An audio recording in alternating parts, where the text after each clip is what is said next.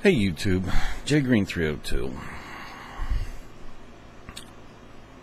If you've been watching in sequence, you see that I've been cranking through some of these.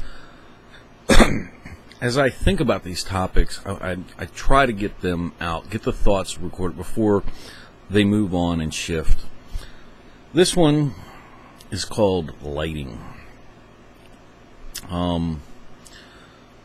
This one's covered pretty good in a lot of the videos in general. I mean, everybody talks about sources of lighting. As a basic process, you're going to want a lot of candle wax. The more the better. You're going to want some wicks.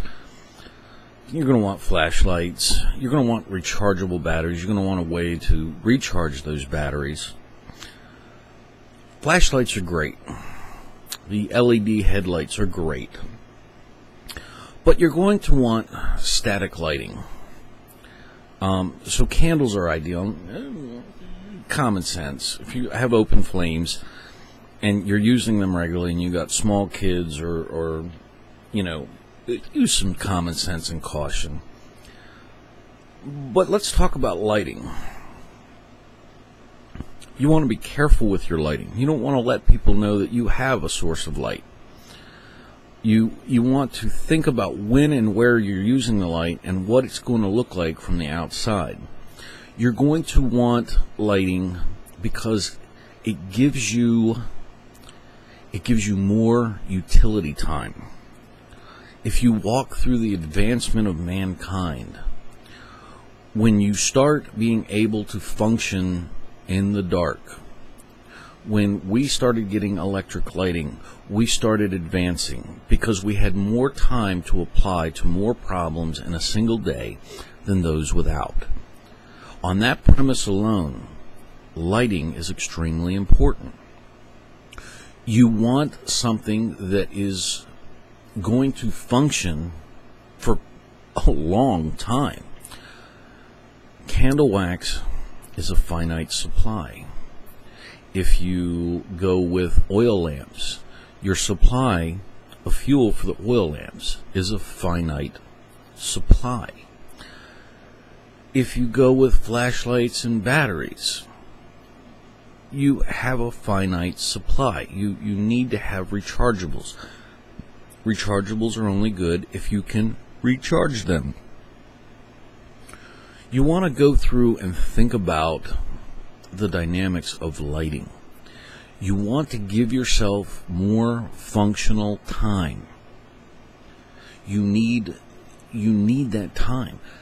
If you've ever been in a power outage and watched how quickly you had too much time and how little that you did as opposed to when you had normal lighting, you start to get a glimpse into what the problem is going to be.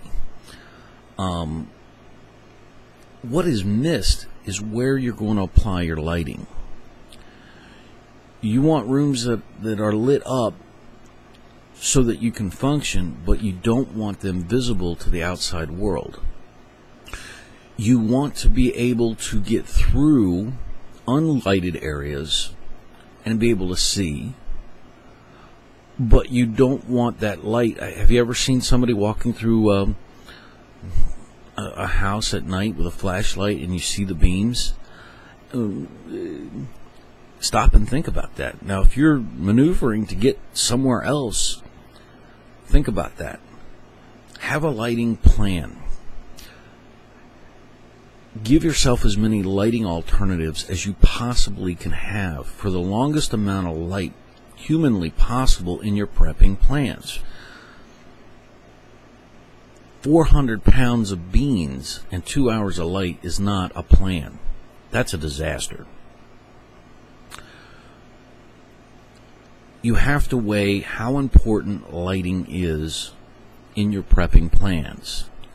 All food and all ammo and going light on everything else is a bad plan. We're talking about 24 hours a day.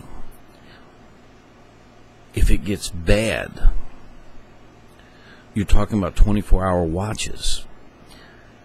So lighting becomes a beacon for trouble.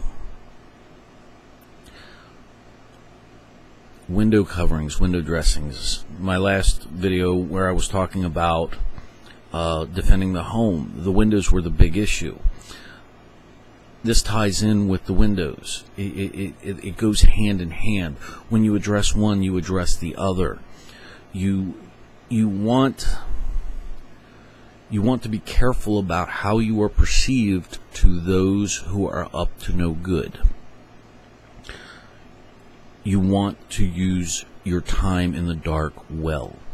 You need to be able to read. You need to be able to prep. You need to be able to reload. You need to be able to clean your guns. You need a lot of things to be done. And if it's in the wintertime, there's less daylight. You don't want half your day shut down, but you don't want that lighting to cause you more trouble. That aspect is not well covered in our videos that are out there. In the general push of information that is put out there, not a lot is discussed on that subject. Use that idea, walk through your planning, and see if there are gaps. If there are issues that you can address now, think it out.